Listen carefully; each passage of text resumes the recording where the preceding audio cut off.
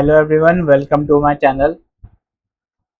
जैसे कि आप देख रहे हैं कि आज मार्केट बहुत अच्छा खासा फॉल दिखाया मार्केट ने। तो मैं आज इसलिए वीडियो बना रहा हूं। तो इसका रीज़न है कि ये कुछ अनएक्सपेक्टेड चीज़ें हुई हैं। वैसे तो अनएक्सपेक्टेड नहीं है, पर ये एक तरीके से ये वाला मूव प्रिडिक्टेबल था। तो ये मैंने लाइव सेशन में आपको सबको बताया है और ये बहुत इंपॉर्टेंट वीडियो बना रहा हूँ मैं।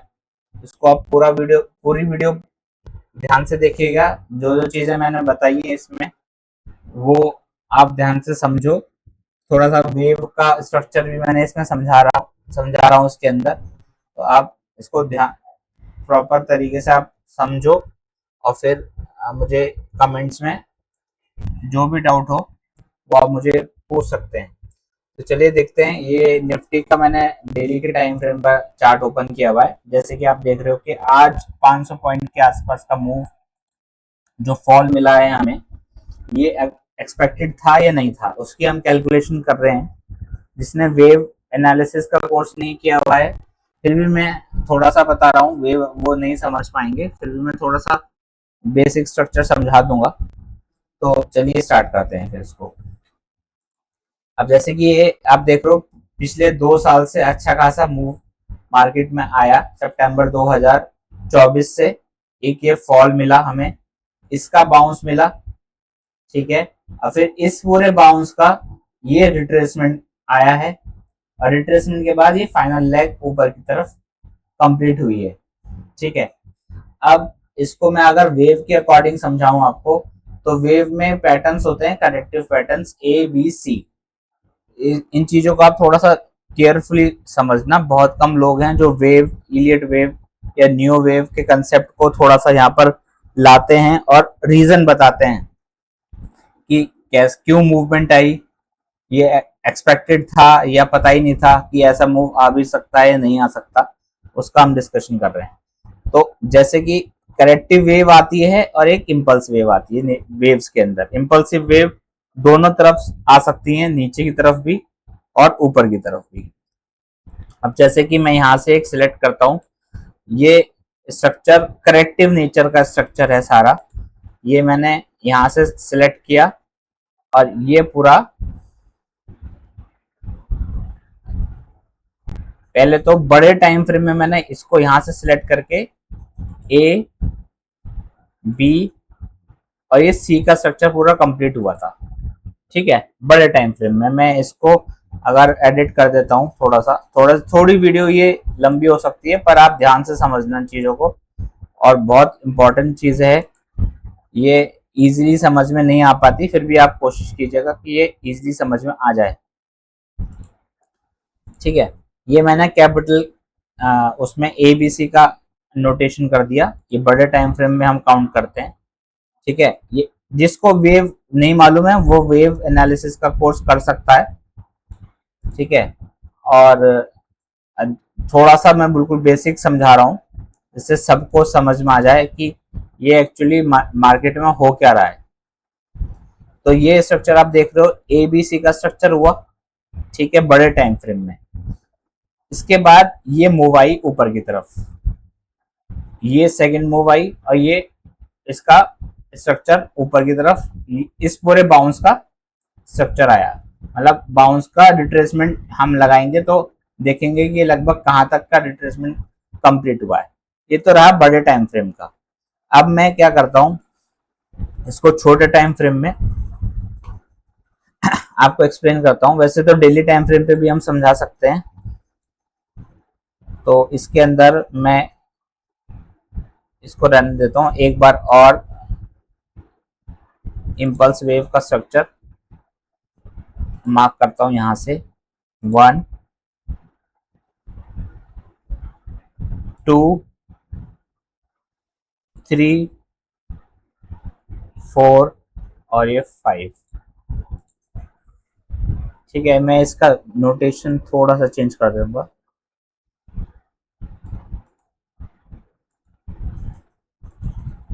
इसको मैंने कर दिया -डिग्री 4, ठीक है। इसकी भी मैं कलर कोडिंग कर देता हूँ जिससे आपको थोड़ा सा समझने में टफ ना लगे। इसको मैंने कर दिया ब्लू कलर।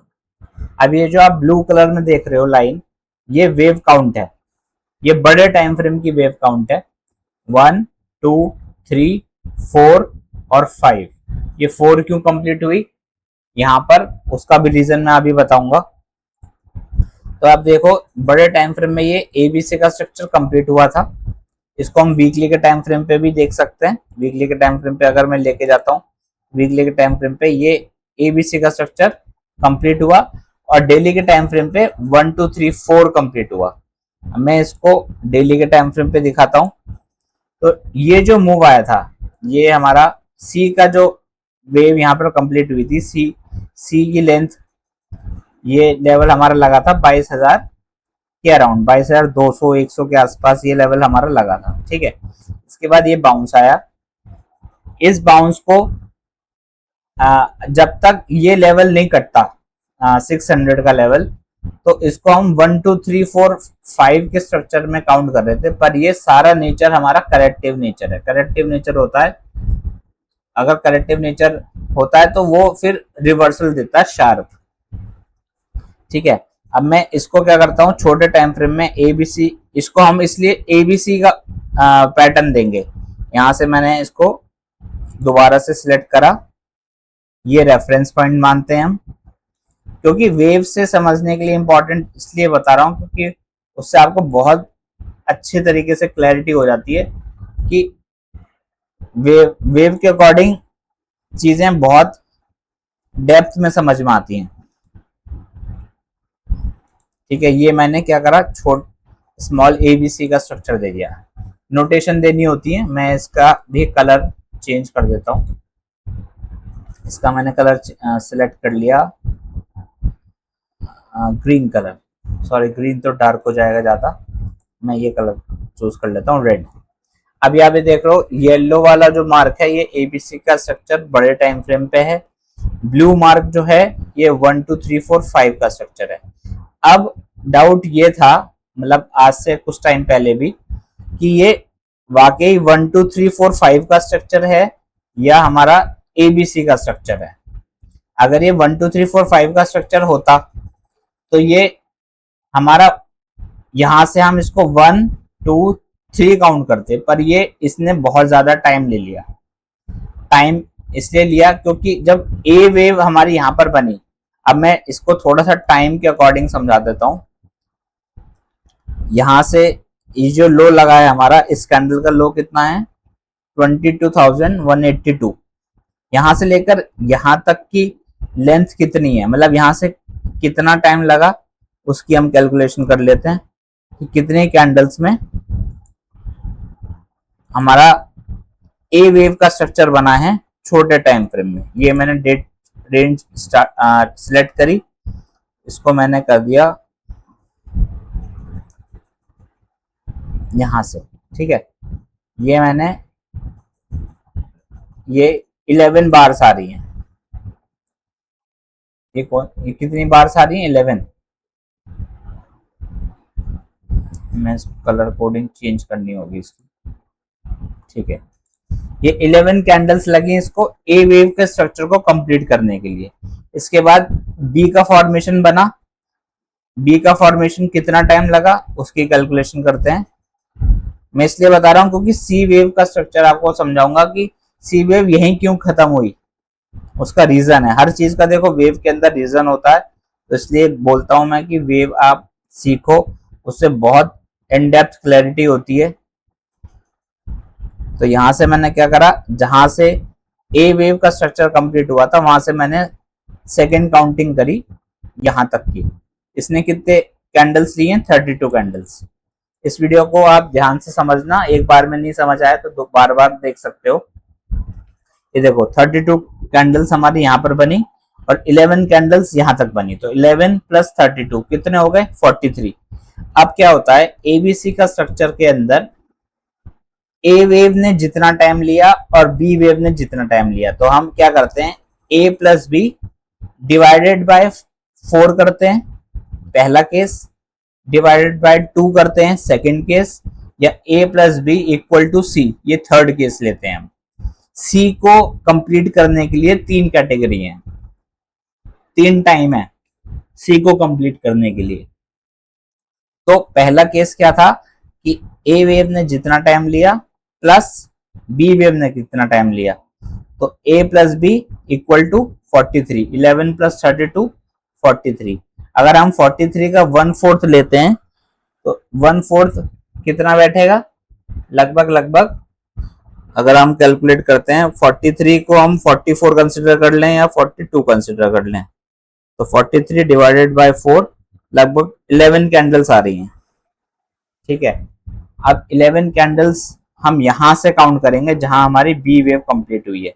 बी वेव मैंने इसको क्यों सिलेक्ट करा, क्योंकि ये 2 पॉइंट से डिफरेंस है। इस कैंडल का लो कितना है, देखो 23,070 है और इसका लो है 23,072, तो 23,070 को हम बी वेव को कंसिडर करेंगे और यहां से कैलकुलेशन करेंगे सी वेव की। मिनिमम टाइम कितना लगा, 1/4।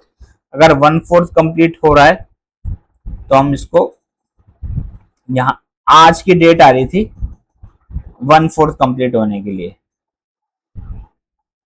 ये हुआ हमारा 8 जुलाई जो आज की डेट थी, इसलिए मैंने 8 जुलाई डेट दी थी लाइव सेशन के अंदर कि वो शायद पॉसिबिलिटी बन सकती है।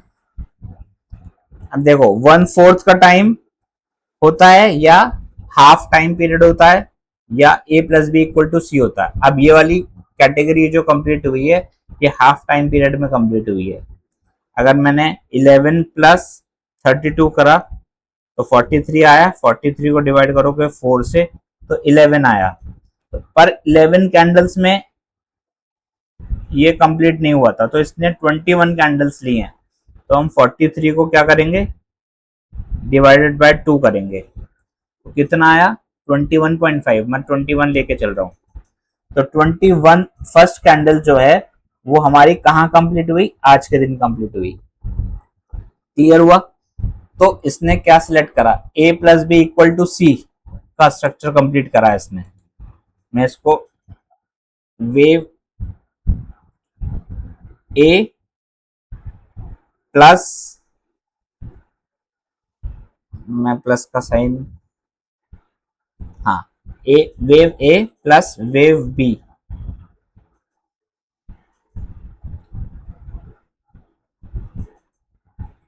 वेव बी इक्वल टू क्या होगा,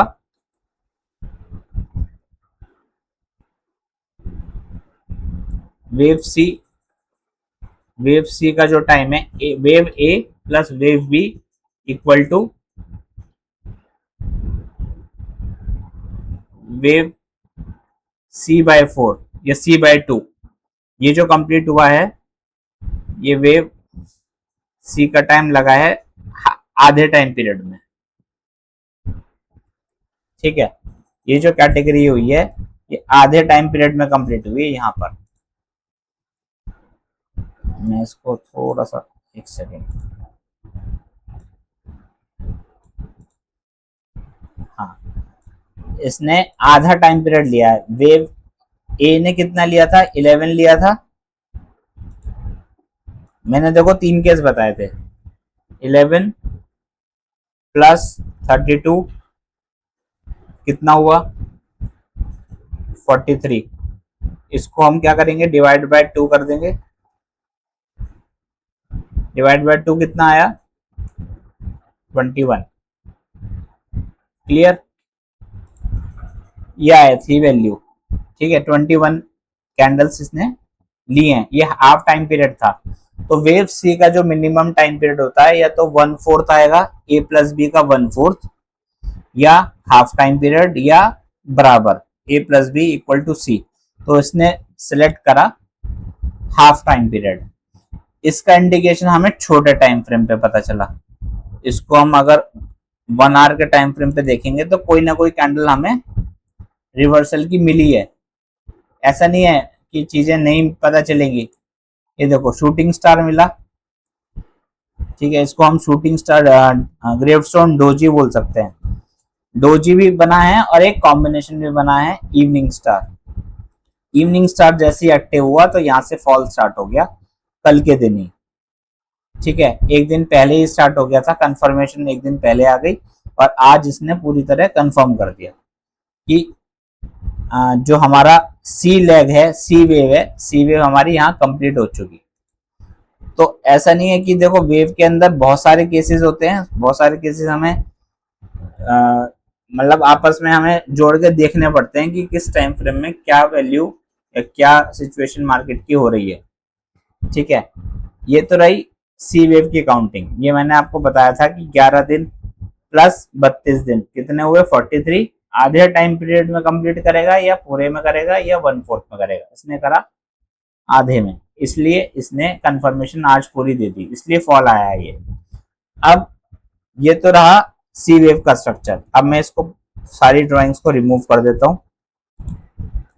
अब हम देखते हैं कि कहां तक की पॉसिबिलिटी बन सकती है। ठीक है, ये हमारा सी वेव कंप्लीट हुआ है छोटे टाइम फ्रेम पे, और बड़े टाइम फ्रेम पे ये जो स्ट्रक्चर है ये हमारी फोर्थ वेव कंप्लीट हुई है। इस तरह से मैं आपको दोबारा से दिखा देता हूं। First wave, second wave, third wave. Third wave जब आई थी, जब वॉर स्टार्ट हो गया था, उसके बाद ये फोर्थ वेव कंप्लीट हुई यहाँ पर, और फिफ्थ वेव की स्टार्टिंग हो चुकी है। अब फिफ्थ वेव में प्रोसेस होता है कि ये किस स्ट्रक्चर में होगा, या तो जिगजैग में होगा या फ्लैट में होगा। तो अलग अलग कॉम्बिनेशन बनते हैं, या तो 3-5-3 का स्ट्रक्चर बनता है, या 3-3-5 का स्ट्रक्चर बनता है, या पेंटा 3 का स्ट्रक्चर बनता है। वो देखना होगा किस स्ट्रक्चर में वेव 5 की फिगर यहाँ पर आती है, और वेव 5 कंप्लीट होता है वेव 3 के नीचे या वेव 3 के बराबर में, एक तरह से ये। तो ये वाला जो लेवल था 22,000 का है, 22,000 के आसपास का, तो हो सकता है ये वाला लो ब्रेक हो जाए आने वाले टाइम में। ठीक है, तो ये पूरी मैंने आपको काउंटिंग के हिसाब से, वेव काउंटिंग के हिसाब से आपको समझा दिया। और वेव फिफ्थ को कितना टाइम लगेगा वो हम आने वाली वीडियो में देखेंगे कि कितना टाइम लग सकता है। ठीक है, तो अगर ये वीडियो आपको पसंद आई, ये मैंने थोड़ा डिटेल में बनाई है, आप उसको एक बार नहीं समझ में आएगी तो 2 बार देखो, तीसरी बार देखो, समझ में आ जाएगी फिर भी। तो इस वीडियो को आप लाइक करो, शेयर करो और सब्सक्राइब करो इस चैनल को। आगे भी हम थोड़ा सा डिटेल और एनालिसिस लाएंगे, निफ्टी का भी, बैंक निफ्टी का भी, और अलग अलग सेक्टर्स का भी। तो थैंक यू गाइज, आज के लिए इतना ही। ये इंपॉर्टेंट इसलिए वीडियो बनाई क्योंकि आज लगभग पूरे मार्केट में पैनिक जैसा माहौल था कि 500 पॉइंट कैसे गिर गया मार्केट। तो उसका रीजन मैंने आपको समझा दिया कि कैसे गिर सकता है, और ये कंटिन्यू भी हो सकता है जब तक ये वाले गैप फिल हो जाएंगे। ये गैप बना हुआ है, ये गैप फिल हो सकता है, ये भी गैप फिल हो सकता है, और ये लो भी ब्रेक हो सकता है। 23,000 के आसपास का जो लो है ये भी ब्रेक हो सकता है। क्लियर? So thank you.